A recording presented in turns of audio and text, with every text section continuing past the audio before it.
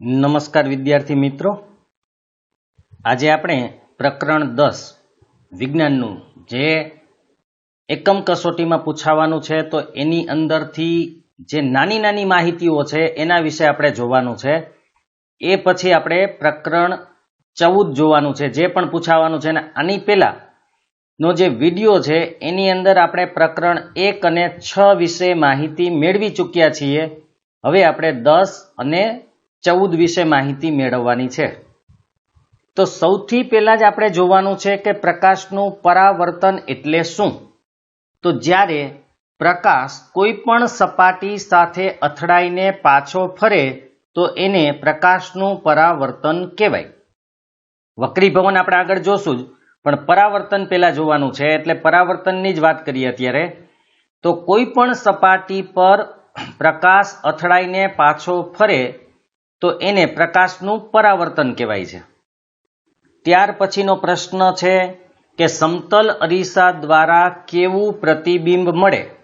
તો સમતલ અરીસા દ્વારા હંમેશા આભાસી અને ચત્તુ પ્રતિબિંબ મળે છે. આ યાદ રાખજો, આભાસી અને ચત્તુ પ્રતિબિંબ. ત્યાર પછી બીજું છે પ્રતિબિંબ કેવડું હોય. તો પ્રતિબિંબ વસ્તુના માપ જેટલું જ હોય એને પરિમાણ કહેવાય છે. એનું પરિમાણ કેટલું હોય તો કે વસ્તુના માપ જેટલું, એટલે કે જેવડી વસ્તુ હોય એવડું જ પ્રતિબિંબ રચાય છે. પ્રતિબિંબ ક્યાં રચાય છે તો કે પ્રતિબિંબ અરીસાની પાછળ તેટલા જ અંતરે રચાય છે. કેટલા અંતરે તો કે જેટલા અંતરે વસ્તુ અરીસાની આગળ રાખેલી હોય. હવે આમાં પ્રશ્ન કેવો પૂછાઈ શકે, બરાબર યાદ રાખજો કે જેટલા અંતરે તમે વસ્તુ રાખશો એટલા જ અંતરે અરીસાની પાછળ, પાછળ એટલે આપણે અંદરના અર્થમાં લેવાની છે કે અરીસાની અંદર એટલા જ અંતરે પ્રતિબિંબ રચાય. હવે પ્રશ્ન તમને આ રીતે પૂછે છે કે એક છોકરો અરીસાથી 2 મીટર દૂર ઊભો છે તો પ્રતિબિંબ અને અરીસા વચ્ચેનું અંતર જણાવો. બરાબર યાદ રાખજો, અરીસા અને પ્રતિબિંબ. તો છોકરો જો અરીસાથી 2 મીટર દૂર ઊભો હોય તો પ્રતિબિંબ અને અરીસા વચ્ચેનું અંતર પણ 2 મીટર હોય. પણ બીજી એક રીતે પ્રશ્ન પૂછી શકાય કે એક છોકરો અરીસાથી 2 મીટર દૂર ઊભો છે તો છોકરા અને તેના પ્રતિબિંબ વચ્ચેનું અંતર જણાવો. તો બરાબર યાદ રાખજો, અહીંયા 4 મીટર થશે. કેવી રીતે એ જોઈ લઈએ. માની લો કે આ અરીસો છે, સમતલ અરીસો. હવે અહીંયા છોકરો ઊભો છે, એનું અંતર આપણને 2 મીટર છે. હવે પ્રતિબિંબ પણ 2 મીટર જ હશે અંદરના ભાગે. આ એનું પ્રતિબિંબ છે. તો છોકરા અને એના પ્રતિબિંબ વચ્ચેનું અંતર કેટલા મીટર થાય તો કે 4 મીટર થાય. બરાબર યાદ રાખજો. હવે આ તો મેં તમને ઉદાહરણ 2 મીટરનું આપ્યું. તમને પરીક્ષામાં કોઈ પણ મીટર પૂછે, માની લો કે અહીંયા 5 મીટર લખેલું હોય તો અહીંયા પણ 5 મીટર જ આવશે. એટલે કે છોકરા અને અરીસા વચ્ચે જેટલું અંતર છે એટલું જ અંતર અરીસા અને તેના પ્રતિબિંબ વચ્ચે છે. માટે ટોટલ અંતર 5 ને 5 કેટલું થાય તો કે 10. ત્યાર પછી પ્રતિબિંબની બાજુઓ ઉલટાયેલી હોય, એટલે કે ડાબું હોય એ જમણું લાગે, જમણું હોય એ ડાબું લાગે છે. આખો પ્રશ્ન તમને આ રીતે પણ પૂછી શકે કે સમતલ અરીસા દ્વારા રચાતા પ્રતિબિંબના ગુણધર્મ જણાવો. તો આ બધું તમારે લખવાનું છે. ત્યાર પછી જે ગોળીય અરીસાની પરાવર્તક સપાટી અંદરની તરફ વળેલી હોય, એટલે કે ગોળાના કેન્દ્ર તરફ હોય તો એવા અરીસાને અંતર્ગોળ અરીસો કહેવાય છે. એટલે કે અંતર્ગોળ અરીસાની વ્યાખ્યા અથવા અંતર્ગોળ અરીસો કોને કહેવાય તો જે ગોળીય અરીસાની પરાવર્તક સપાટી અંદરની તરફ વળેલી હોય, એટલે કે ગોળાના કેન્દ્ર તરફ હોય તો તેને અંતર્ગોળ અરીસો કહેવાય. એવી જ રીતે જે ગોળીય અરીસો જેની પરાવર્તક સપાટી બહારની તરફ વળેલી હોય તો એને બહિર્ગોળ અરીસો કહેવાય છે. એટલે યાદ રાખજો, જો પરાવર્તક સપાટી અંદરની તરફ વળેલી હોય તો એ અંતર્ગોળ, અને જો એ બહારની તરફ વળેલી હોય તો બહિર્ગોળ અરીસો કહેવાય. ત્યાર પછી ગોળીય અરીસાના પરાવર્તક સપાટીના કેન્દ્રને અરીસાનું ધ્રુવ કહેવાય. એટલે ધ્રુવ એટલે શું? અરીસા માટેની વાત હોય કે અરીસાનો ધ્રુવ એટલે શું? તો કે ગોળીય અરીસાની પરાવર્તક સપાટીના કેન્દ્રને અરીસાનું ધ્રુવ કહેવાય. જો અરીસો હોય આ, હવે એનું પરાવર્તક સપાટી અંદર હોય કે બહાર હોય, પણ અહીંયા જે ભાગ આવેલો છે એને કહેવાય છે ધ્રુવ. બરાબર યાદ રાખજો, પરાવર્તક સપાટી જે છે એના કેન્દ્રને અરીસાનું ધ્રુવ કહેવાય છે અને ધ્રુવને સામાન્ય રીતે P વડે દર્શાવાય છે. તમને પૂછી શકે કે અંતર્ગોળ અથવા તો બહિર્ગોળ અરીસા માટે જે ધ્રુવ છે એને ક્યાં મૂળાક્ષર દ્વારા દર્શાવાય છે? તો એને P વડે દર્શાવાય છે. ત્યાર પછી ગોળીય અરીસાની પરાવર્તક સપાટી ગોળાનો એક ભાગ છે.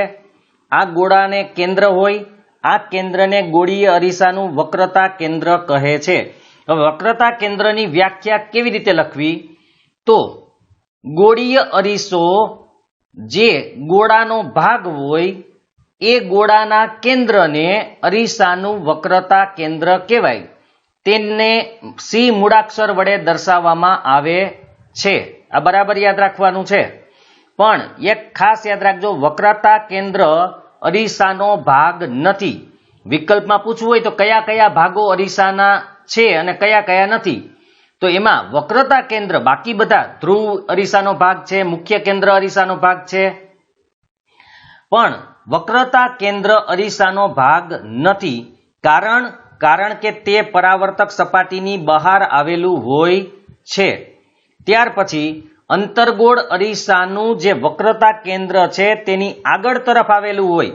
એટલે બરાબર પ્રશ્ન યાદ રાખવો આમાં કે અંતર્ગોળ અરીસામાં વક્રતા કેન્દ્ર ક્યાં રહેલું હોય અથવા ક્યાં આવેલું હોય? તો એની આગળ તરફ. જ્યારે બહિર્ગોળ અરીસાના કિસ્સામાં તે અરીસાની પાછળના ભાગે આવેલું હોય છે. ગોળીય અરીસાની પરાવર્તક સપાટી જે ગોળાનો ભાગ છે તે ગોળાની ત્રિજ્યાને અરીસાની વક્રતા ત્રિજ્યા કહેવાય. આ વક્રતા ત્રિજ્યાની વ્યાખ્યા છે. ગોળીય અરીસો કોઈ પણ હોય, ગોળીય એટલે અંતર્ગોળ કે બહિર્ગોળ, તો એક ગોળીય અરીસાની પરાવર્તક સપાટી જે ગોળાનો ભાગ છે એ ગોળાની ત્રિજ્યાને અરીસાની વક્રતા ત્રિજ્યા કહેવાય. એને R દ્વારા દર્શાવવામાં આવે છે. અને ગોળીય અરીસાના ધ્રુવ અને વક્રતા કેન્દ્ર C માંથી પસાર થતી કાલ્પનિક રેખા છે એ કાલ્પનિક રેખાને મુખ્ય અક્ષ કહેવાય. આ મુખ્ય અક્ષની વ્યાખ્યા છે. ગોળીય અરીસાના ધ્રુવ તથા વક્રતા કેન્દ્રમાંથી પસાર થતી કાલ્પનિક રેખાને અરીસાની મુખ્ય અક્ષ કહે છે. અને મુખ્ય અક્ષ એ અરીસાના ધ્રુવ પાસે અરીસાને લંબ હોય છે. આ પણ યાદ રાખવાનું છે. મુખ્ય અક્ષ અરીસાના ધ્રુવ પાસે અરીસાને લંબ હોય છે. હવે અંતર્ગોળ અરીસા પર મુખ્ય અક્ષને સમાંતર આપાત થતા પ્રકાશના કિરણો પરાવર્તન પામીને બધા જ અરીસાની મુખ્ય અક્ષ પર એક બિંદુ પાસે મળે છે અથવા તો છેદે છે. એ બિંદુને અંતર્ગોળ અરીસાનું મુખ્ય કેન્દ્ર કહે છે. તો મુખ્ય કેન્દ્ર એટલે શું? આ અંતર્ગોળ અરીસા માટે પહેલા વાત કરીએ છીએ. તો અંતર્ગોળ અરીસાનું મુખ્ય કેન્દ્ર કોને કહેવાય? તો અંતર્ગોળ અરીસા પર મુખ્ય અક્ષને સમાંતર આપાત થતા પ્રકાશના કિરણો પરાવર્તન પામીને મુખ્ય અક્ષ પરના જે બિંદુએ મળે અથવા તો છેદે તે બિંદુને અંતર્ગોળ અરીસાનું મુખ્ય કેન્દ્ર કહે છે. હવે એવી રીતે આપણે બહિર્ગોળ અરીસા માટે જોઈએ તો બહિર્ગોળ અરીસામાં મુખ્ય અક્ષને સમાંતર કિરણો પરાવર્તન પામીને મુખ્ય અક્ષ પર એક બિંદુમાંથી આવતા હોય તેવો ભાસ થાય છે. આ બિંદુને બહિર્ગોળ અરીસાનું મુખ્ય કેન્દ્ર કહે છે. બરાબર યાદ રાખજો, આમાં એક બિંદુમાંથી આવતો હોય એવો ભાસ થાય છે. એટલે કે અહીંયા પરાવર્તિત કિરણો મળતા હોય એવું નથી, હકીકતમાં નથી મળતા, પણ એને પાછળ તરફ તમે લંબાવો તો મળતા હોય એવો ભાસ થાય છે. તો જે બિંદુએ આ કિરણો મળતા હોય એવું લાગે છે એ બિંદુને એનું મુખ્ય કેન્દ્ર કહેવાય છે. મુખ્ય કેન્દ્ર માટે F સંજ્ઞા હોય છે. આની વિસ્તૃત સમજૂતી છે આકૃતિ સાથેની, એ વિડીયોમાં આપેલી જ છે. આ પાઠના જે વિડીયો છે એમાં આપેલી જ છે. મેં આગળના વિડીયોમાં પણ કીધું હતું, આનું પ્લે લિસ્ટ તૈયાર જ છે. બાલાજી ક્લાસીસ જામનગર ચેનલ ખોલશો, એમાં ઉપર વિડીયોઝ, હોમ, પ્લેલિસ્ટ એવું બધું ચેનલ્સ ને આપેલું હશે. એમાં પ્લેલિસ્ટમાં જશો એટલે ઘણા બધા પ્લેલિસ્ટ હશે. એમાંથી તમને ધોરણ 10 વિજ્ઞાન પ્રકરણ 10 એવી રીતે લખેલું હશે. એમાં જશો એટલે બધા વિડીયો મળી જશે. એની સમજૂતી છે જ, તો એકવાર એ પણ જોઈ લેજો. ત્યાર પછી ગોળીય અરીસાના ધ્રુવ અને મુખ્ય કેન્દ્ર વચ્ચેના અંતરને કેન્દ્ર લંબાઈ કહેવાય. તો કેન્દ્ર લંબાઈ એટલે શું? તો ગોળીય અરીસાના ધ્રુવ અને મુખ્ય કેન્દ્ર વચ્ચેના અંતરને કેન્દ્ર લંબાઈ કહે છે. તેને એફ વડે દર્શાવાય છે. અહીંયા આપણને એફ વડે દર્શાવેલું છે જ. તો સ્મોલ એફ યાદ રાખજો, કેપિટલ એફ છે એ મુખ્ય કેન્દ્ર માટે છે, ખાસ યાદ રાખજો. અને સ્મોલ એફ છે એ કેન્દ્ર લંબાઈ માટે છે. ગોળીય અરીસાની પરાવર્તક સપાટીની વર્તુળાકાર સીમા રેખાના વ્યાસને અરીસાનું દર્પણ મુખ કહેવાય. તો અરીસાનું દર્પણ મુખ એટલે શું? તો અહીંયા તમે કોઈ પણ અરીસો જોશો તો આ રીતનો અરીસો તમને જોવા મળે. આ ખરેખર આ રીતે પાછો ગોળ પણ હોય છે, આપણે રકાબી જેવો. તો આનો જે આ વ્યાસ દેખાય છે તમને, એ વ્યાસને એનું દર્પણ મુખ કહેવાય છે. એટલે કે અરીસો કેટલો પહોળો છે એ બતાવે, એને દર્પણ મુખ કહેવાય છે. બરાબર યાદ રાખજો. ગોળીય અરીસાની પરાવર્તક સપાટીની વર્તુળાકાર સીમા રેખાના વ્યાસને અરીસાનું દર્પણ મુખ કહેવાય છે. હવે તમને પ્રશ્ન પૂછે, વક્રતા ત્રિજ્યા r અને કેન્દ્ર લંબાઈ f વચ્ચેનો સંબંધ જણાવો. તો વક્રતા ત્રિજ્યા r અને કેન્દ્ર લંબાઈ f વચ્ચેનો સંબંધ છે r બરાબર 2f. એટલે કે વક્રતા ત્રિજ્યા કેન્દ્ર લંબાઈ કરતા બમણી હોય. વક્રતા ત્રિજ્યા તેની કેન્દ્ર લંબાઈ કરતા બમણી હોય. ખાલી જગ્યામાં પણ પૂછાય, વક્રતા ત્રિજ્યા તેની કેન્દ્ર લંબાઈ કરતા ખાલી જગ્યા હોય તો બમણી, અથવા વિકલ્પમાં પણ આપી શકે છે આ રીતે. તો આ પણ એક યાદ રાખજો. બીજું, ગોળીય અરીસાનું મુખ્ય કેન્દ્ર તેના ધ્રુવ તથા વક્રતા કેન્દ્રને જોડતી રેખાનું મધ્ય બિંદુ છે. તો આ પણ ખાલી જગ્યામાં પૂછાઈ શકે કે ગોળીય અરીસાનું ખાલી જગ્યા તેના ધ્રુવ તથા વક્રતા કેન્દ્રને જોડતી રેખાનું મધ્ય બિંદુ હોય છે. અથવા તો ગોળીય અરીસાનું મુખ્ય કેન્દ્ર તેના ધ્રુવ તથા વક્રતા કેન્દ્રને જોડતી રેખાનું ખાલી જગ્યા હોય તો મધ્ય બિંદુ. આપણે બરાબર યાદ રાખી લેવાનું, પછી પૂછે ગમે તે રીતે આપણે લખી શકશું. ત્યાર પછી અંતર્ગોળ અરીસા દ્વારા વસ્તુના જે જુદા જુદા સ્થાનોને અનુરૂપ રચાતા પ્રતિબિંબ. આમાંથી કોઈ પણ રીતે પ્રશ્ન પૂછી શકાય કે વસ્તુને કઈ જગ્યાએ મૂકવાથી એનું પ્રતિબિંબ કેવું મળે, એ ક્યાં મળે, એનું માપ કેટલું હોય. આમાંથી કોઈ પણ, દાખલા તરીકે પહેલું છે કે તમને પ્રશ્ન પૂછે કે અંતર્ગોળ અરીસામાં વસ્તુને કઈ જગ્યાએ મૂકવાથી તેનું ખૂબ જ નાનું વાસ્તવિક અને ઉલટું પ્રતિબિંબ મળે, તો અનંત અંતરે. એટલે આ તમારે કોષ્ટક જ યાદ રાખી લેવાનું છે. કોષ્ટક યાદ રાખવા માટે પણ સરળ રીત જ છે. તો અનંત અંતરે જો વસ્તુને રાખીએ તો એનું પ્રતિબિંબ મુખ્ય કેન્દ્ર ઉપર પડે. તો બીજો પ્રશ્ન એ થાય કે અનંત અંતરે રાખેલી વસ્તુનું પ્રતિબિંબ ક્યાં પડે? તો મુખ્ય કેન્દ્ર f ઉપર. કેવું હોય? તો ખૂબ જ નાનું અને બિંદુવત. એનો પ્રકાર વાસ્તવિક અને ઉલટું. હવે વાસ્તવિક એટલે ખરેખર કિરણો મળી અને પ્રતિબિંબ બનાવે તો વાસ્તવિક, પણ કિરણો મળતા ન હોય અને એને આપણે લંબાવીને મેળવીએ તો જે પ્રતિબિંબ રચાય એ આભાસી હોય. એટલે કે આપણને એવો ભાસ થાય કે પ્રતિબિંબ રચાય છે પણ રચાતું હોતું નથી. આમ એટલે કે હકીકતમાં મળતું હોતું નથી. પ્રતિબિંબ તો રચાય છે પણ પ્રતિબિંબ હકીકતમાં કિરણો દ્વારા મળીને નથી રચાતું. આપણે એને લંબાવીએ તો રચાય પાછળની તરફ, તો એને આભાસી કહેવાય. બીજું મોટે ભાગે યાદ એ રાખવાનું છે કે જે પ્રતિબિંબ વાસ્તવિક હોય એ ઉલટું હોય અને આભાસી હોય તો એ ચતું જ હોય. આ પણ એક યાદ રાખજો, વાસ્તવિક હોય તો ઉલટું અને આભાસી હોય તો ચતું. બીજું, સી થી દૂર જો વસ્તુને મૂકીએ તો એફ અને સી ની વચ્ચે મળે નાનું વાસ્તવિક અને ઉલટું. સી ઉપર મૂકો તો સી ઉપર જ પડે પ્રતિબિંબ. આ પણ યાદ રાખજો. અને સમાન સાઇઝ એટલે કે એટલા જ કદનું હોય વાસ્તવિક અને ઉલટું. સી અને એફ ની વચ્ચે મૂકીએ તો સી થી દૂર, વિવર્ધિત એટલે મોટું, વાસ્તવિક અને ઉલટું. તો આમાં જ્યારે મેં સમજાવ્યું વિડીયોની અંદર, જ્યારે પાઠ સમજાવતો હતો ત્યારે પણ કીધું હતું કે જેમ જેમ તમે અરીસાની નજીક આવતા જશો એમ પ્રતિબિંબ મોટું ને મોટું થતું જશે. આ બરાબર યાદ રાખજો. એફ ઉપર મૂકો તો અનંત અંતરે પડે, ખૂબ જ વિવર્ધિત હોય, વાસ્તવિક અને ઉલટું.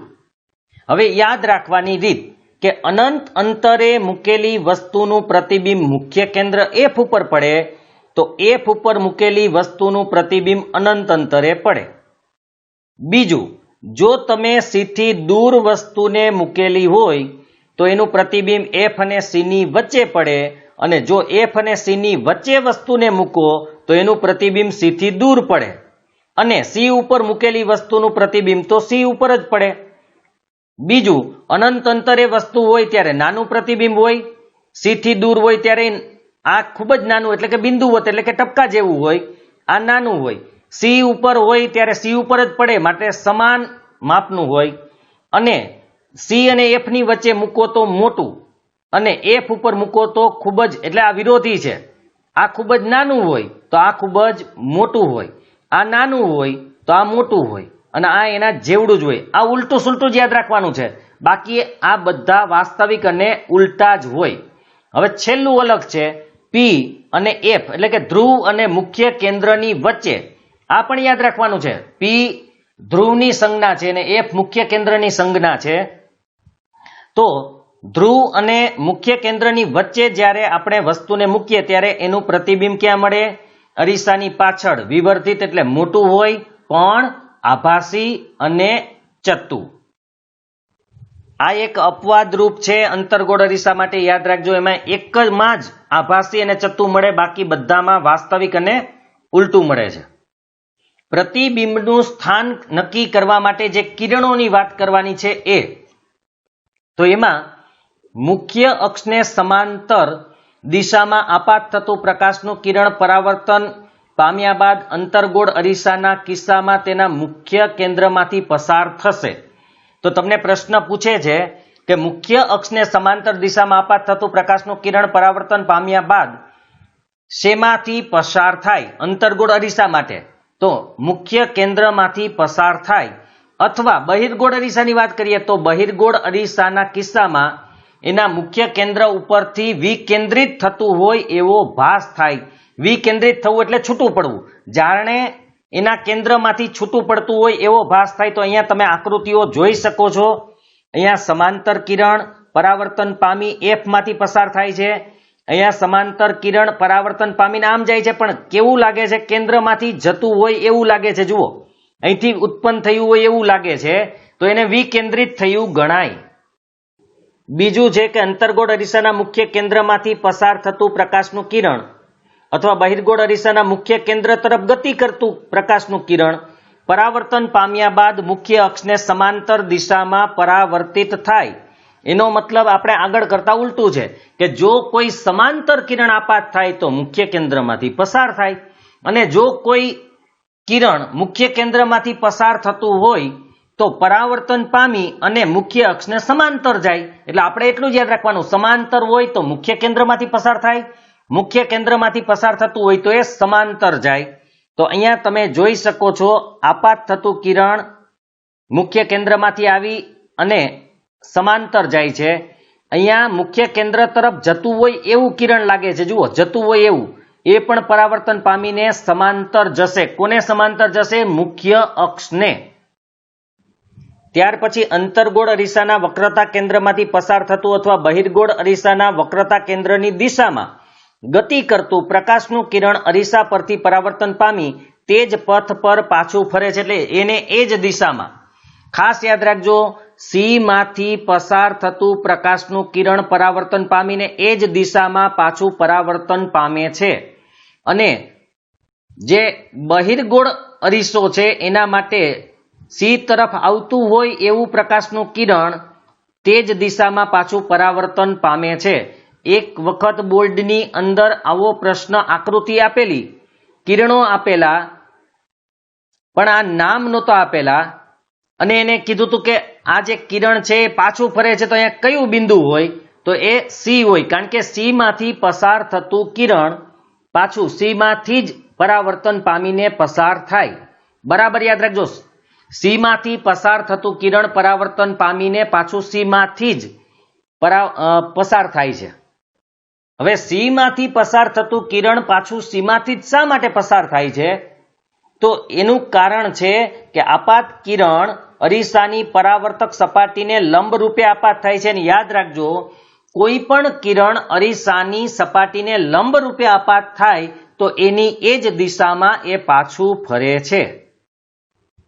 ચોથું કિરણ છે કે અરીસાની મુખ્ય અક્ષ સાથે નિશ્ચિત કોણ એટલે કે ફિક્સ માપ જે હોય એ કોણ એટલે ખૂણો તો બનાવતી દિશામાં બિંદુ P પર આપાત થતું કિરણ અંતર્ગોળ અરીસા અથવા બહિર્ગોળ અહીંયા પેલા અંતર્ગોળ અરીસાની વાત કરેલી છે, અથવા આકૃતિ બીજી છે બહિર્ગોળ અરીસા માટે છે, પરથી પરાવર્તન પામી તે જ નિશ્ચિત કોણ બનાવતી દિશામાં પરાવર્તન પામે છે.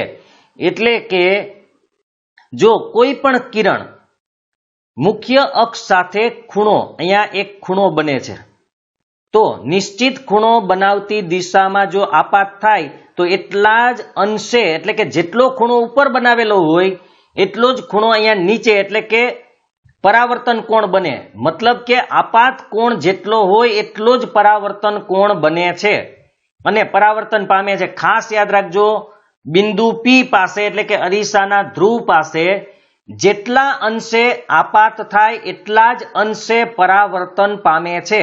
એ અંતર્ગોળ હોય કે બહિર્ગોળ બંને માટે સરખું જ છે. કોઈ પણ આપાત કિરણ બિંદુ P પાસે જેટલા અંશે આપાત થાય એટલા જ અંશે પરાવર્તન પામે છે. આમાંથી તમને કોઈ પણ એક આકૃતિ પૂછી શકે છે, જે આપણે કોષ્ટક જોયું એ મુજબ છે. આનો અભ્યાસ તમારે કરી લેવાનો જ છે કે સમાંતર કિરણો હોય તો પરાવર્તન પામીને ક્યાંથી પસાર થાય. આપણે જે કીધું હતું એ એક એક આકૃતિનો અભ્યાસ કરવાનો છે. આપણે પહેલા એકવાર જોઈ લઈએ, વિડીયોમાં મેં સમજાવેલી જ છે આગળ, છતાં પણ એકવાર આપણે જોઈ લઈએ, કારણ કે તમને કોઈ પણ એક આકૃતિ દોરવાનું પૂછી શકે છે. તો અહીંયા અનંત અંતરે જ્યારે વસ્તુને મૂકો ત્યારે એમાંથી આવતા પ્રકાશના સમાંતર કિરણો પરાવર્તન પામી F માંથી પસાર થાય તો બંને કિરણો જ્યાં મળે ને ત્યાં જ પ્રતિબિંબ રચાય. એટલે ક્યાં મળે છે? તો કે F ઉપર. માટે એનું પ્રતિબિંબ ક્યાં રચાશે? તો કે F ઉપર રચાશે. આ યાદ રાખવાનું છે તમારે, આની કોઈ જરૂર નથી, બાકી આટલું યાદ રાખવાનું છે. હવે બીજું જોઈએ, જ્યારે વસ્તુને C થી દૂર મૂકેલી છે, જુઓ બરાબર, C થી દૂર મૂકીએ ત્યારે વસ્તુમાંથી એક કિરણ સમાંતર જાય છે. હવે આપણે ખબર સમાંતર હોય એ કિરણ F માંથી પસાર થાય, તો અહીંયા F માંથી પસાર થયેલું છે અને બીજું કિરણ C માંથી એને પસાર કરેલું છે. તો C માંથી જે કિરણ પસાર થાય એ જ દિશામાં પરાવર્તન પામે, યાદ રાખજો. તો બંને કિરણો જ્યાં મળે ત્યાં એનું પ્રતિબિંબ રચાય. કેવું હોય? તો કે વસ્તુ કરતા નાનું, વાસ્તવિક અને ઉલટું હોય છે. મળે છે ક્યાં? તો કે C અને F ની વચ્ચે.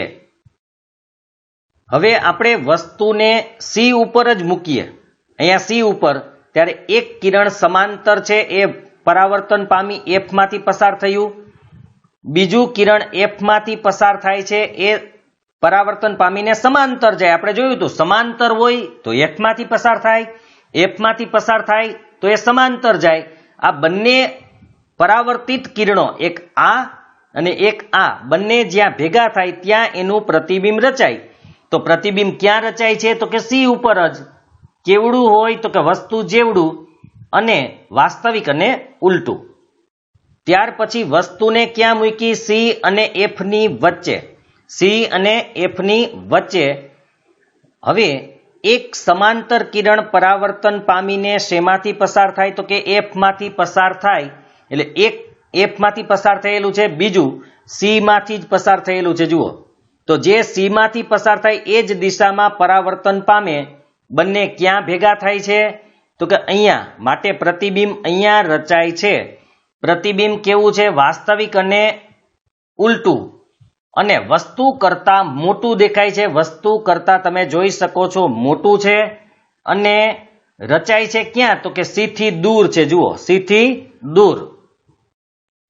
ત્યાર પછી F ઉપર વસ્તુને મૂકીએ ત્યારે એક સમાંતર કિરણ પરાવર્તન પામી અને F માંથી પસાર થાય છે, બીજું C માંથી પસાર થાય છે. આ બંને કિરણો મળશે ખરા, પણ ક્યાં મળશે એટલે કે પ્રતિબિંબ ક્યાં રચાશે તો કે અનંત અંતરે. કેવું હશે તો કે અત્યંત મોટું. બરાબર યાદ રાખજો, વસ્તુને જ્યારે F ઉપર મૂકીએ ત્યારે પ્રતિબિંબ અનંત અંતરે રચાય અને અત્યંત મોટું હોય. ત્યાર પછી વસ્તુને F અને P ની વચ્ચે મૂકવામાં આવે ત્યારે શું થાય છે એ જુઓ. સૌથી પહેલા તો એક આપણે C માંથી પસાર થતું કિરણ C માંથી જ પસાર થાય છે. બીજું જે P બિંદુ પાસે આપાત થાય છે એટલે કે અથડાય છે ત્યારે એટલા જ અંશે એ પરાવર્તન પામે છે, પણ આ બંને કિરણો ક્યાંય મળે એવું લાગતું નથી. તો જે કિરણો આગળ મળતા ન હોય એવા કિરણોને પાછળ લંબાવો તો એ મળે. તો આ કિરણને પાછળ આમ લંબાવ્યું, આ કિરણને પાછળ આમ લંબાવ્યું તો અહીંયા મળે છે. માટે વસ્તુનું પ્રતિબિંબ ક્યાં રચાય છે તો કે અરીસાની પાછળ. અને કેવું હોય તો કે આભાસી અને ચતુ હોય એટલે આભાસી હોય જ અને વસ્તુ કરતા મોટું હોય. ત્યાર પછી તમને પૂછાય કે અંતર્ગોળ અરીસાના ઉપયોગ જણાવો. તો અંતર્ગોળ અરીસાનો ઉપયોગ ટોર્ચ, સર્ચ લાઇટ જે પોલીસ વાળા પાસે પણ હોય, ત્યાર પછી ફાયર બ્રિગેડ વાળા જે ખાસ કરીને ઘણી વખત કોઈ નદીમાં કે એમાં ડૂબી ગયું હોય, રાતના ગોતવાના હોય તો એની પાસે સર્ચ લાઇટ હોય છે. અને પોલીસની જે વેન હોય એમાં પણ પાછળ મોટી સર્ચ લાઇટ હોય છે. વાહનોની હેડલાઇટ જે હોય એમાં પણ આ વપરાય છે, કારણ કે પ્રકાશના જે શક્તિશાળી કિરણો છે સમાંતર કિરણ જૂથ મેળવવા માટે, કારણ કે એ બધાને ભેગા કરી એક જ જગ્યાએ ફોકસ કરે છે જેથી પ્રકાશ વધુ દેખાય એટલા માટે. ઘણી વખત દાઢી કરવાના અરીસામાં પણ એનો ઉપયોગ થાય છે, કારણ કે એનાથી ચહેરાનું મોટું પ્રતિબિંબ દેખાય છે, ચહેરો ખૂબ જ મોટો દેખાય જેથી દાઢી કરવામાં અનુકૂળતા રહે. પછી ક્યાં ઉપયોગ થાય તો કે દાંતના જે ડોક્ટરો છે એ અંતર્ગોળ અરીસાનો ઉપયોગ કરી દર્દીઓના દાંતનું મોટું પ્રતિબિંબ જોવા માટે કરે છે. એ ઉપરાંત સૌર ભઠ્ઠીઓમાં સૂર્યપ્રકાશને કેન્દ્રિત કરે, કારણ કે બધા કિરણો એક જ જગ્યાએ ભેગા થાય અને એને કારણે ખૂબ જ વધુ ઉષ્મા ઉત્પન્ન થાય, ગરમી, એટલે સૌર ભઠ્ઠીમાં એનો ઉપયોગ થાય છે. હવે બહિર્ગોળ અરીસા દ્વારા રચાતા પ્રતિબિંબ. તો બહિર્ગોળ અરીસામાં આપણે જે નિયમો હતા એ જ છે. સૌથી પહેલા અનંત અંતરે જ્યારે વસ્તુને મૂકેલી હોય, અહીંયા અનંત અંતરે વસ્તુને આપણે રાખેલી છે, તો આ વસ્તુમાંથી આવતા સમાંતર કિરણો, મુખ્ય અક્ષને સમાંતર કિરણો પરાવર્તન પામી અને મુખ્ય કેન્દ્રમાંથી પસાર થતા હોય એવો ભાસ થાય છે. જુઓ, એટલે કે આપણે તો એમ જ યાદ રાખવાનું મુખ્ય કેન્દ્રમાંથી પસાર થઈ, ખરેખર ભાસ થાય છે. તો હવે સમાંતર કિરણો મુખ્ય કેન્દ્રમાંથી પસાર થતા એવો ભાસ થાય, આવા કિરણોને પાછળ આપણે લંબાવીએ તો F માં છેદે છે. માટે પ્રતિબિંબ ક્યાં રચાય તો કે F પર રચાય. કેવું હોય તો કે આભાસી અને ચતુ અને વસ્તુ કરતા અત્યંત નાનું એટલે કે બિંદુવત. આ એક છે. અનંત અંતરે જો વસ્તુને મૂકેલી હોય તો મુખ્ય કેન્દ્ર F ઉપર એનું પ્રતિબિંબ રચાય અને અત્યંત નાનું હોય. અને બીજું ખાસ યાદ રાખજો, બહિર્ગોળ અરીસાની અંદર માત્ર ને માત્ર બે જ પ્રકારના પ્રતિબિંબ રચાય છે, એક અનંત અંતરવાળું અને બીજું આ. હવે આમાં વસ્તુને તમે અનંત અંતરથી અરીસાના ધ્રુવ P ની વચ્ચે ગમે ત્યાં મૂકો, અનંત અંતરથી અરીસાના ધ્રુવ P ની વચ્ચે ગમે ત્યાં વસ્તુને મૂકો તો એનું પ્રતિબિંબ હંમેશા P અને F ની વચ્ચે જ રચાશે. P અને F ની વચ્ચે જ અને અરીસાની પાછળ. અને હંમેશા એ ચત્તુ, આભાસી અને વસ્તુ કરતા નાનું જ હોય.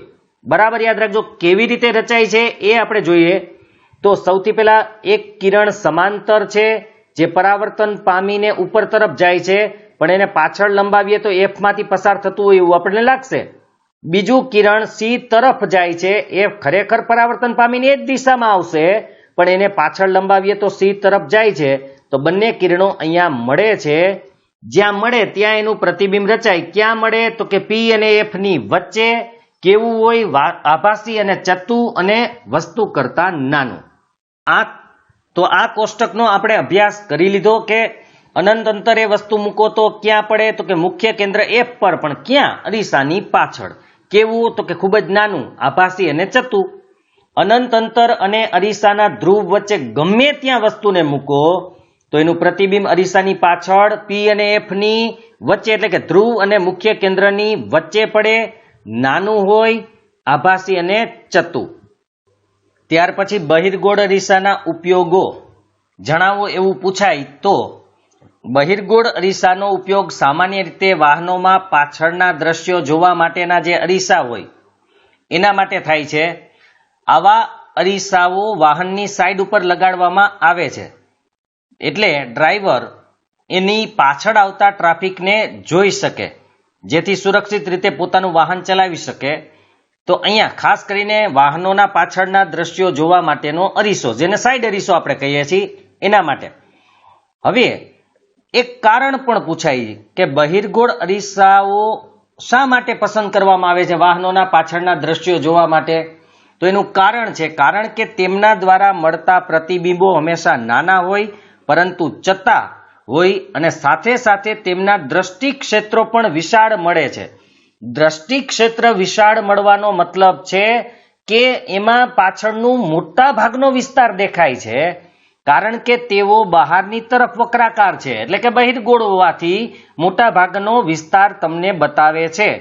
તેથી સમતલ અરીસાની સરખામણી, સમતલ અરીસો એટલે આપણા જે ઘરમાં ડ્રેસિંગ ટેબલમાં અથવા તો આપણે જેમાં ચહેરો જોઈએ છીએ એ સમતલ અરીસાની સરખામણીમાં બહિર્ગોળ અરીસો ડ્રાઈવરને તેની પાછળનો બહુ મોટો વિસ્તાર દર્શાવી શકે છે.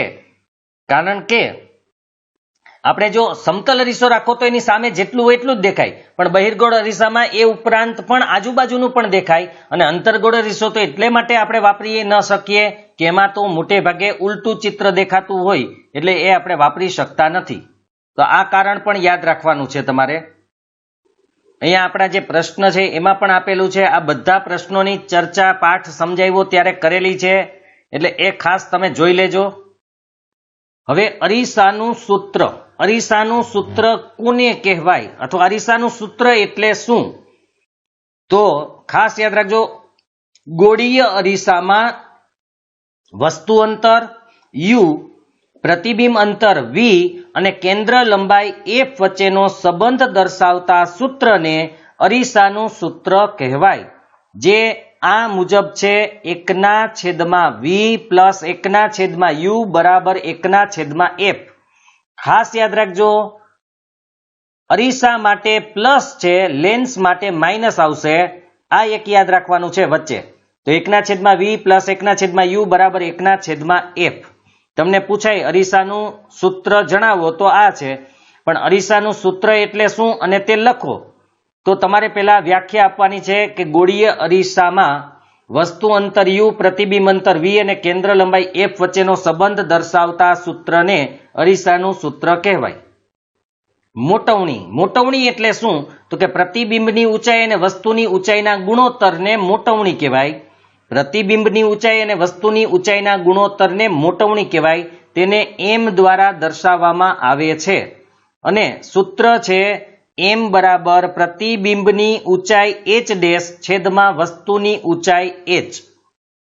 મોટવણીનું બીજું સૂત્ર છે એ આ છે, એટલે m બરાબર h' ના છેદમાં h એ તો હતું જ, પણ m બરાબર તમે -v ના છેદમાં u પણ લખી શકો છો.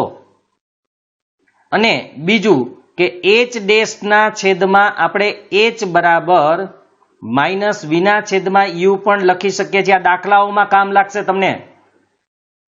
હવે અહીંયા ટૂંકા થોડા ઘણા પ્રશ્નો અને ખાલી જગ્યા માટે કે વસ્તુની ઊંચાઈ હંમેશા કેવી હોય? તો ધન હોય. કારણ શું? તો કે મોટે ભાગે વસ્તુ છે મુખ્ય અક્ષની ઉપર રાખવામાં આવે છે, માટે એ ધન હોય. એ કાર્તેજીય સંજ્ઞા પ્રણાલી મુજબ છે, એ બરાબર સમજી લેજો. વસ્તુ હંમેશા મુખ્ય અક્ષની ઉપર હોય માટે ધન હોય. બીજું તમારે યાદ રાખવાનું કે આભાસી પ્રતિબિંબો માટે પ્રતિબિંબની ઊંચાઈ ધન લેવી પડે. પ્રતિબિંબ એ પણ યાદ રાખવાનું કે આભાસી પ્રતિબિંબમાં પ્રતિબિંબની ઊંચાઈ કેવી હોય? તો ધન હોય. અને વાસ્તવિક પ્રતિબિંબ માટે પ્રતિબિંબની ઊંચાઈ કેવી હોય? તો કે ઋણ હોય. બરાબર યાદ રાખજો, કારણ કે વાસ્તવિક પ્રતિબિંબ ઉલટું હોય અને ઉલટું હોય માટે એની જે ઊંચાઈ છે એ ઋણ હોય, જ્યારે આભાસી પ્રતિબિંબ ચતું હોય એટલા માટે એની ઊંચાઈ ધન હોય. બીજું યાદ રાખવાનું છે કે મોટવણીનું જે મૂલ્ય છે એમાં ઋણ ચિહ્નથી પ્રતિબિંબ વાસ્તવિક છે એમ જાણી શકાય. એટલે હવે તમને પ્રશ્ન પૂછે કે જો પ્રતિબિંબ વાસ્તવિક હોય તો એની મોટવણી કેવી હોય, તો ઋણ હોય. વાસ્તવિક પ્રતિબિંબની મોટવણી ઋણ હોય, અથવા પ્રશ્ન પૂછે કે જો મોટવણી ઋણ હોય તો પ્રતિબિંબ કેવું હોય, તો વાસ્તવિક. એવી રીતે મોટવણીનું મૂલ્ય જો ધન હોય તો પ્રતિબિંબ આભાસી હોય, અને પ્રતિબિંબ આભાસી હોય તો મોટવણી કેવી હોય, તો કે ધન હોય.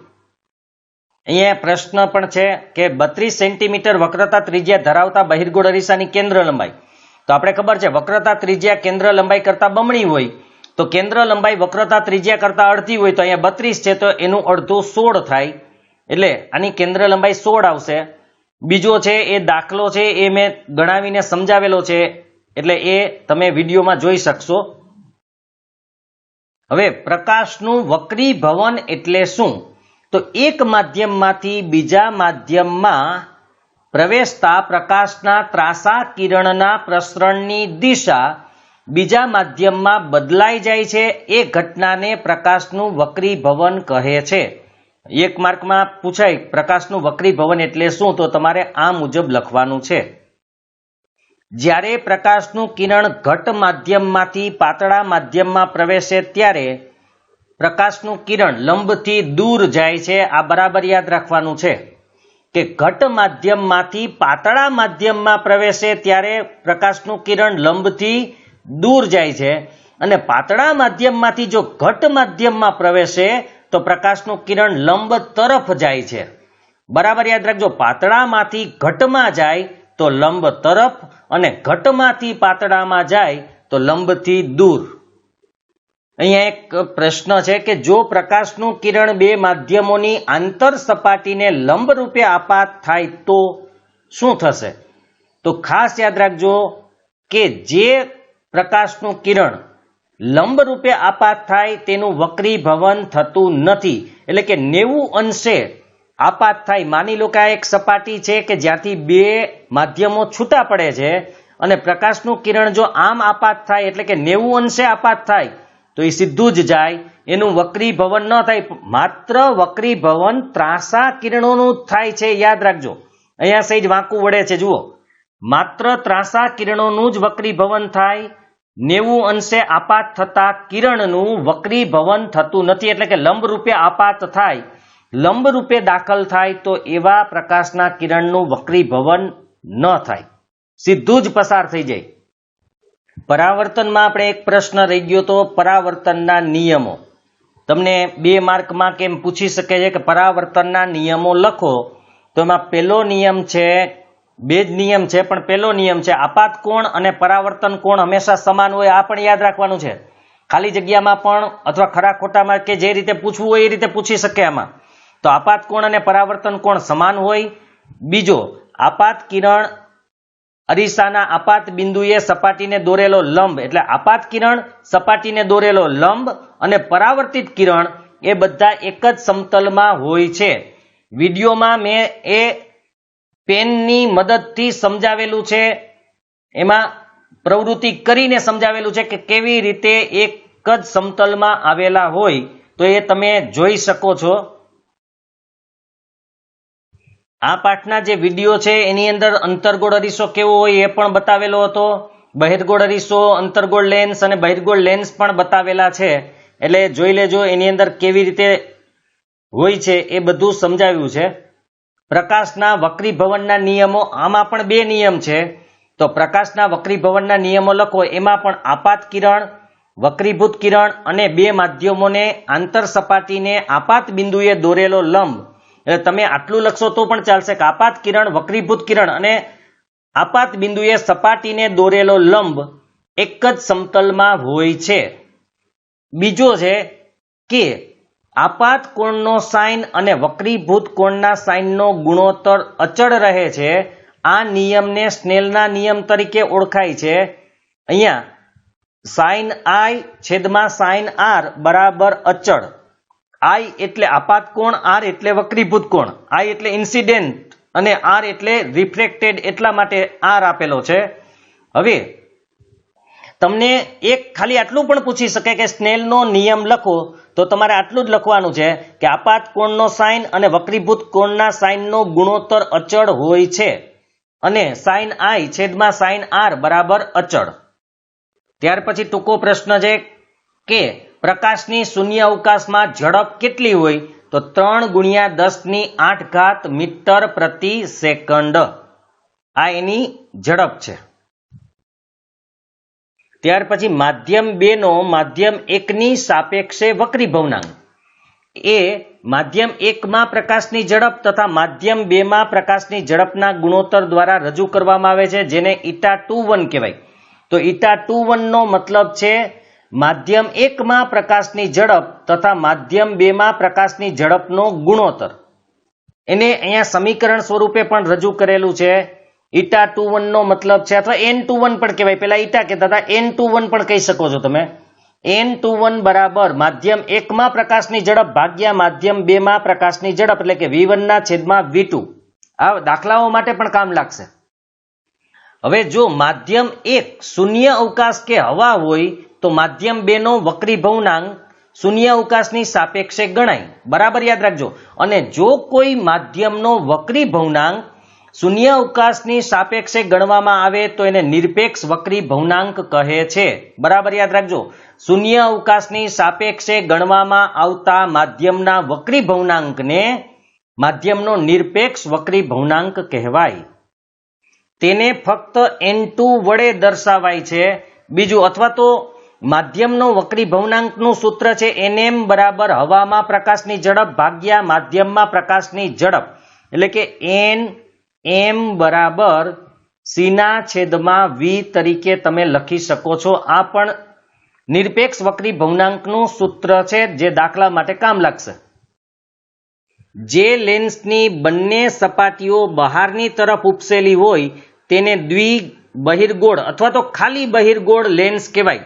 તમને પૂછે બહિર્ગોળ લેન્સ એટલે શું, તો જે લેન્સની બંને સપાટીઓ બહારની તરફ ઉપસેલી હોય એને બહિર્ગોળ લેન્સ કહેવાય છે. હવે બહિર્ગોળ લેન્સ કેવો હોય, તો કે મધ્યમાંથી જાડો હોય અને કિનારીએ પાતળો હોય. આ બરાબર યાદ રાખજો. બીજું, બહિર્ગોળ લેન્સને કેવો લેન્સ કહેવાય, તો કે અભિસારી. અભિસારી એટલા માટે કે આ બહિર્ગોળ લેન્સમાં જે સમાંતર કિરણો આપાત થાય એ બધા કિરણોને એ એક બિંદુએ ભેગા કરે છે. તમે અહીંયા જોઈ શકશો, અહીંયા સમાંતર કિરણો એક બિંદુએ ભેગા થયેલા છે, માટે એને અભિસારી કહેવાય છે. એનાથી ઉલટું કે જે અંતર્ગોળ છે એ છૂટા પાડે છે. જુઓ તમે, આપાત થયેલા કિરણો છૂટા પડે છે, માટે એને અપસારી લેન્સ કહેવાય છે. આ પણ યાદ રાખજો. અભિસારી એટલે ભેગું કરનાર અને અપસારી એટલે છૂટા પાડનાર. હવે અંતર્ગોળ લેન્સ કોને કહેવાય, તો જે લેન્સની બંને સપાટીઓ અંદર તરફ વળેલી હોય એ લેન્સને અંતર્ગોળ લેન્સ કહેવાય. તે મધ્ય કરતા છેડાઓ પાસે જાડો હોય, એટલે કે મધ્યમાં પાતળો અને છેડાઓ પાસે જાડો હોય છે. અને આવા લેન્સને એટલે કે અંતર્ગોળ લેન્સને અપસારી લેન્સ પણ કહે છે, કારણ કે કિરણોને છૂટા પાડે છે. ત્યાર પછી વક્રતા કેન્દ્રની વ્યાખ્યા છે. જેમ અરીસામાં હતું તેમ જ તો અહીંયા કોઈ પણ લેન્સ હોય, બહિર્ગોળ કે અંતર્ગોળ, તો લેન્સ જે ગોળાઓના ભાગ રૂપે હોય એ ગોળાઓના કેન્દ્રને લેન્સના વક્રતા કેન્દ્રો કહેવાય છે.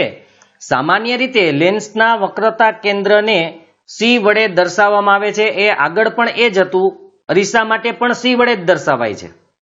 પણ ફરક એટલો છે, અરીસાને એક જ વક્રતા કેન્દ્ર હોય, લેન્સને બે વક્રતા કેન્દ્ર હોય છે, એક આગળ C1 અને પાછળ C2. લેન્સના બંને વક્રતા કેન્દ્રમાંથી પસાર થતી જે કાલ્પનિક રેખા છે એને લેન્સની મુખ્ય અક્ષ કહે છે. અને લેન્સના જે કેન્દ્ર બિંદુ હોય એને એનું પ્રકાશીય કેન્દ્ર એટલે કે ઓપ્ટિકલ સેન્ટર કહેવાય છે. એને O વડે દર્શાવાય છે. લેન્સના કેન્દ્ર બિંદુને પ્રકાશીય કેન્દ્ર એટલે કે ઓપ્ટિકલ સેન્ટર કહેવાય છે. એને O વડે દર્શાવાય. ત્યાર પછી લેન્સના પ્રકાશીય કેન્દ્રમાંથી પસાર થતા પ્રકાશનું કોઈ પણ પ્રકારનું કિરણ વિચલન થયા સિવાય પસાર થાય છે. યાદ રાખજો કે કયા કેન્દ્રમાંથી અથવા તો શેમાંથી પસાર થતા પ્રકાશનું કિરણ કોઈ પણ પ્રકારનું વિચલન એટલે કે વક્રીભવન પામતું નથી. તો પ્રકાશીય કેન્દ્ર O માંથી પસાર થતું કિરણ સીધું જ જાય, એ ક્યારેય વક્રીભવન પામે નહીં. ત્યાર પછી લેન્સનું મુખ એટલે શું? તો ગોળીય લેન્સની વર્તુળાકાર કિનારીના અસરકારક વ્યાસને લેન્સનું મુખ કહેવાય છે. ગોળીય લેન્સ હોય એની વર્તુળાકાર, કારણ કે લેન્સ આમ ગોળ હોય તો એનો જે વ્યાસ હોય એ વ્યાસને લેન્સનું મુખ કહેવાય. જેમ આપણે અરીસામાં દર્પણ મુખ જોયું હતું એમ આની અંદર લેન્સનું મુખ કહેવાય છે. હવે મુખ્ય કેન્દ્ર, તો મુખ્ય અક્ષને સમાંતર આપાત થતા પ્રકાશના કિરણો વક્રીભવન પામીને જે બિંદુએ મળે છે એ બિંદુને બહિર્ગોળ લેન્સનું મુખ્ય કેન્દ્ર કહેવાય. બહિર્ગોળ લેન્સ કારણ કે એમાં મળે છે, અથવા તો અંતર્ગોળ લેન્સમાં મળતા હોય એવો ભાસ થતો હોય એ કેન્દ્રને એના મુખ્ય કેન્દ્ર કહેવાય. લેન્સને બે મુખ્ય કેન્દ્રો હોય છે, F1 અને F2. આ બરાબર યાદ રાખજો, કારણ કે એમાં આગળ અને પાછળ બંને તરફ હોઈ શકે, એટલે હોય છે, હોઈ શકે નહીં, હોય જ છે.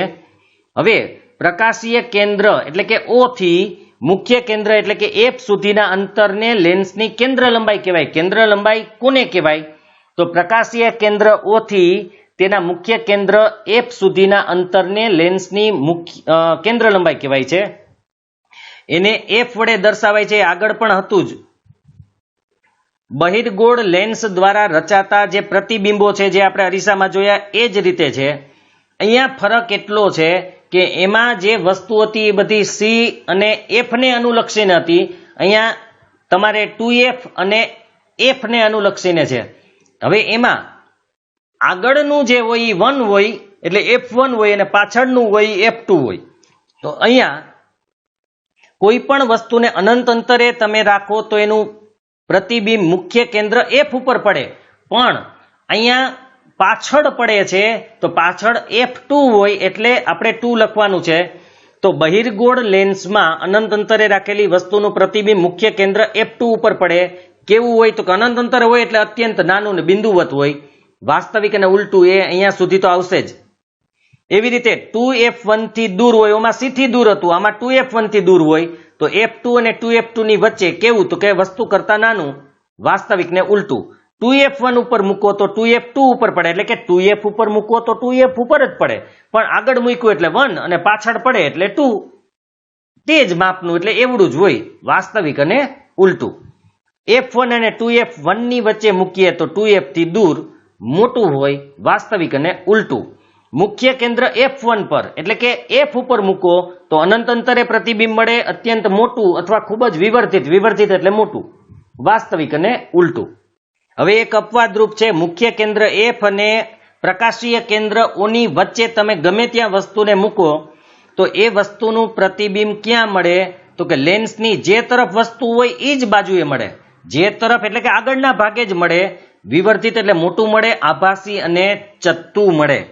આ એક ઉલટું હોય છે, કારણ કે એ આગળ મળે છે માટે આભાસી અને ચત્તું. એવી રીતે અંતર્ગોળ લેન્સમાં માત્ર 2 જ પ્રતિબિંબ હોય છે. આગળ આપણે બહિર્ગોળ અરીસામાં જોયું હતું એવું. બરાબર યાદ રાખજો, બહિર્ગોળ અરીસામાં જે 2 પ્રતિબિંબ મળતા હતા એવી જ રીતે. એટલે ખાસ એક યાદ રાખવાનું છે કે અંતર્ગોળ અરીસો અને બહિર્ગોળ લેન્સમાં સમાન હોય અને બહિર્ગોળ અરીસો અને અંતર્ગોળ લેન્સમાં સમાન હોય. અનંત અંતરે મૂકો તો મુખ્ય કેન્દ્ર F1 પર પડે, અત્યંત સૂક્ષ્મ એટલે કે બિંદુવત હોય, આભાસી અને ચત્તું જ હોય આમાં. પછી અનંત અંતર અને પ્રકાશીય કેન્દ્ર O ની વચ્ચે ગમે ત્યાં તમે વસ્તુ મૂકો, અનંત અંતરથી માંડીને O વચ્ચે ગમે ત્યાં, તો એનું પ્રતિબિંબ F1 અને O ની વચ્ચે જ પડે અને નાનું જ હોય અને આભાસી અને ચત્તું જ હોય. અહીંયા આપણે અરીસાની જેમ જ કિરણો સમજી લેવાના છે કે જો કોઈ સમાંતર કિરણ હોય તો વક્રીભવન પામીને F માંથી પસાર થાય, ભલે પછી F2 હોય પણ આપણે F યાદ રાખવાનું છે. અને અંતર્ગોળમાં એવી જ રીતે સમાંતર કિરણ વક્રીભવન પામીને F1 માંથી પસાર થતું હોય એવો ભાસ થશે. જુઓ, એટલે આપણે એટલું જ યાદ રાખવાનું, સમાંતર કિરણ એફ માંથી પસાર થાય અથવા તો એમાંથી પસાર થતું હોય એવો ભાસ થાય. એનાથી ઉલટું કે જો કોઈ પ્રકાશનું કિરણ એફ માંથી પસાર થતું હોય તો વક્રીભવન પામીને સમાંતર જાય, અને અથવા તો એફ માંથી પસાર થતું હોય એવો ભાસ થતો હોય તો એ વક્રીભવન પામીને મુખ્ય અક્ષને સમાંતર જાય છે. ટૂંકમાં એફ માંથી પસાર થાય તો સમાંતર, સમાંતર હોય તો એફ માંથી પસાર થાય. એના પછી છે કે લેન્સનું જે પ્રકાશીય કેન્દ્ર એટલે કે O માંથી પસાર થતું જો કિરણ હોય તો એનું વક્રીભવન થતું નથી. આપણે આગળ પણ જોયું હતું, એ સીધે સીધું જ પસાર થઈ જાય, એનું ક્યારેય વક્રીભવન થાય નહીં, એ વિચલન પામતું નથી. નિર્ગમન પામવું એટલે સીધું જ નીકળી જવું. હવે લેન્સ માટેની જે સંજ્ઞા પ્રણાલી છે એમાં બધા જ અંતરો કોનાથી માપવામાં આવે છે? તો પ્રકાશીય કેન્દ્રથી માપવામાં આવે છે. બીજું, બહિર્ગોળ લેન્સની કેન્દ્ર લંબાઈ કેવી હોય? તો કે ધન હોય. જ્યારે અંતર્ગોળ લેન્સની કેન્દ્ર લંબાઈ કેવી હોય? તો એ ઋણ હોય છે. આ પણ યાદ રાખવાનું છે. અરીસાનું સૂત્ર, સોરી લેન્સનું સૂત્ર, તો આમાં પણ એ જ લખવાનું છે કે લેન્સના વસ્તુ અંતર u, પ્રતિબિંબ અંતર v અને કેન્દ્ર લંબાઈ f વચ્ચેનો સંબંધ દર્શાવતા સૂત્રને લેન્સનું સૂત્ર કહેવાય. મેં તમને આગળ કીધું હતું કે અરીસા અને લેન્સમાં યાદ રાખવા માટે ખાલી આટલો જ ફરક છે કે લેન્સમાં માઇનસ હોય, અરીસામાં પ્લસ હોય, આટલું યાદ રાખજો. હવે મોટવણી જે અરીસામાં હતી એ મુજબ જ છે કે પ્રતિબિંબની ઊંચાઈ અને વસ્તુની ઊંચાઈના ગુણોત્તરને લેન્સની મોટવણી કહેવાય. એનું સૂત્ર m બરાબર h ડેશ ના છેદમાં h છે, અને બીજું સૂત્ર છે m બરાબર h ડેશ ના છેદમાં h બરાબર v ના છેદમાં u. પણ અહીંયા અરીસામાં માઇનસ આવતું હતું, આમાં માઇનસ નથી, એટલું યાદ રાખજો. બીજું એક યાદ રાખવાનું છે, અહીંયા ટૂંકી કેન્દ્ર લંબાઈનો બહિર્ગોળ લેન્સ પ્રકાશના કિરણોને મોટા કોણે વાંકા વાળે. ટૂંકી કેન્દ્ર લંબાઈ વાળો લેન્સ એટલે જાડો લેન્સ, મોટા કિરણે વાંકા વાળવા એટલે વધુ વક્રીભવન કરે. જે લેન્સની કેન્દ્ર લંબાઈ ટૂંકી હોય, ઓછી હોય, એ ખૂબ જ વધુ વક્રીભવન કરે છે અને પ્રકાશીય કેન્દ્રની નજીક એટલે કે ઓપ્ટિકલ સેન્ટર ઓની નજીક જ કેન્દ્રિત કરે. એટલે કે એકદમ તમે આ રીતે જુઓ તો અહીંયા જો જાડો લેન્સ હોય ને તો અહીંયા જ મળી જાય, સાવ નજીકમાં અહીંયા જ મળી જાય, સાવ નજીક. પણ જો પાતળો એટલે કે જેની કેન્દ્ર લંબાઈ વધુ હોય તો એ દૂર જઈને મળે, એટલે કે એનું વક્રીભવન ઓછું કરે. પાતળો લેન્સ ઓછું વક્રીભવન કરે. એવી જ રીતે જો ટૂંકી કેન્દ્ર લંબાઈ વાળો અંતર્ગોળ લેન્સ હોય તો એ મોટી કેન્દ્ર લંબાઈના લેન્સ કરતા વધારે અપસરણ કરે, એટલે કે વધારે દૂર પોળું કરી દે, વધારે દૂર નિર્ગમન કરે છે. ત્યાર પછી લેન્સનો પાવર એટલે શું? વ્યાખ્યા પૂછાય એવી છે. લેન્સનો પાવર, લેન્સની કેન્દ્ર લંબાઈના વ્યસ્તને લેન્સનો પાવર કહેવાય છે. લેન્સની કેન્દ્ર લંબાઈના વ્યસ્તને લેન્સનો પાવર કહેવાય. એને P વડે દર્શાવવામાં આવે છે. હવે એનું સૂત્ર છે P બરાબર 1/f. આના ઘણા બધા દાખલાઓ પણ છે, એ તમે મેં કીધું એમ વિડીયો જોઈ લેજો, એમાં મળી જશે. P બરાબર 1/f અને f બરાબર 1/p બંને લખી શકાય છે, યાદ રાખજો. ત્યાર પછી વિકલ્પ અને ખાલી જગ્યામાં સૌથી વધુ પૂછાતો પ્રશ્ન છે કે લેન્સના પાવરનો SI એકમ જણાવો, તો ડાયોપ્ટર. લેન્સના પાવરનો SI એકમ ડાયોપ્ટર છે. એને D સંજ્ઞા વડે દર્શાવવામાં આવે છે. એક ડાયોપ્ટર એટલે કેટલું, અથવા એક ડાયોપ્ટરની વ્યાખ્યા આપો, તો એક ડાયોપ્ટર એટલે એવા લેન્સનો પાવર કે જેની કેન્દ્ર લંબાઈ 1 મીટર હોય. 1 મીટર કેન્દ્ર લંબાઈ વાળા લેન્સના પાવરને એક ડાયોપ્ટર કહેવાય. 1D એટલે કે એક ડાયોપ્ટર બરાબર 1 મીટર માઇનસ 1, કારણ કે પ્રતિ મીટર હોય છે એટલા માટે એ માઇનસ હોય છે. બીજું, બહિર્ગોળ લેન્સનો પાવર કેવો હોય? તો હંમેશા ધન હોય. અંતર્ગોળ લેન્સનો પાવર હંમેશા ઋણ હોય છે. અહીંયા જ પ્રશ્ન છે, લેન્સના એક ડાયોપ્ટર પાવરની વ્યાખ્યા આપો. તો આપણે કીધું એ 1 મીટર કેન્દ્ર લંબાઈ ધરાવતા લેન્સનો પાવર 1 ડાયોપ્ટર હોય. મેં તમને કીધું હતું આ જે પાઠ છે એના પ્રશ્ન જવાબ મેં વિડીયોમાં આ રીતે સમજાવેલા છે લખીને. તો લેન્સના એક ડાયોપ્ટરની વ્યાખ્યા જો અહીંયા લખેલી જ છે કે 1 મીટર કેન્દ્ર લંબાઈ ધરાવતા લેન્સનો પાવર 1 ડાયોપ્ટર કહેવાય. આ રીતે બધા જ પ્રશ્નો અહીંયા આપેલા જ છે, દાખલાઓ છે એ પણ ગણીને આપ્યા છે અને એમાં તો સમજાવેલા પણ છે, તો એ પણ જોઈ લેજો. બધા જ પ્રશ્નોના જવાબ તમને ત્યાં મળી જ રહેશે. સ્વાધ્યાયના પ્રશ્નોના બધા જવાબ 11, 12, 13, 14 આ રીતે 15 અને 16 અને 17 આ છેલ્લા 2 છે ત્યાં સુધીના પ્રશ્નોના જવાબ લખીને સમજાવ્યા છે. કેવી રીતે એના જવાબ આવે છે એ પણ એમાં સમજાવેલા છે, તો એ વિડીયો તમે જોઈ લેજો, જેથી સ્વાધ્યાયના અને વચ્ચે વચ્ચે આવતા પ્રશ્નો પણ સમજાવેલા છે. મેં કીધું તું તમને આ વિડીયોની નીચે જે આ પાઠ છે એની પ્લેલિસ્ટ એટલે કે બધા વિડીયો છે એની લિંક હું મૂકી દઈશ. કદાચ જો મૂકવાની ભૂલાઈ જાય તો તમે કોમેન્ટ કરીને પણ મને યાદ કરાવી દેજો. મોટે ભાગે હું મૂકી જ દઈશ. આજે 14મો પાઠ પણ મારે લેવો હતો, પણ વિડીયોની લંબાઈ વધારે થઈ ગઈ એટલે કે વધુ સમય થઈ ગયો છે, એટલે એ આપણે બીજા ભાગમાં લેશું. આ ભાગ આપણે અહીંયા પૂરો કરીએ છીએ, એટલે હજુ એક ભાગ આપણે 14મા પાઠ માટે લઈ લેશું. એના પ્રશ્નોની ચર્ચા પણ આપણે કરી લેશું.